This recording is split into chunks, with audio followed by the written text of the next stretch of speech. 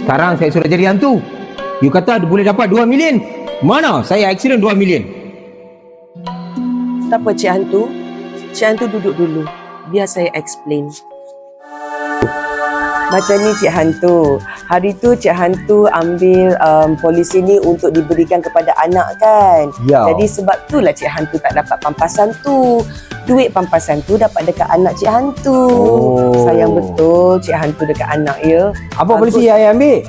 Cik Hantu ada ambil dengan saya hibah bernilai 1 juta. 1 juta kan? 1 juta. Tapi sebab Cik Hantu meninggal sebab kemalangan jalan raya, jadi kami bagi Cik Hantu 2 juta. Wow, you bagi saya macam mana? Cik Hantu sebab dia polisi dia macam ni Cik Hantu. Kalau meninggal sebab kematian yang biasa ataupun hilang upaya, kita akan berikan 1 juta ringgit. Oh. Kalau Cik Hantu meninggal sebab kemalangan jalan raya, kami akan bayar 2 juta ringgit. Wow. Kalau Cik Hantu meninggal kemalangan jalan raya di dalam public transport, kita akan bayar 3 juta ringgit. Okey. Kalau Cik Hantu meninggal akibat kemalangan natural disaster, kami akan bayar 6 juta ringgit. Oh yo.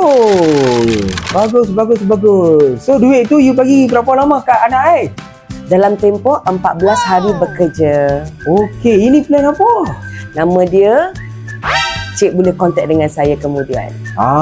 Okey. Sekali kita jumpa dan bincang ah. Okey, Cik Hantu.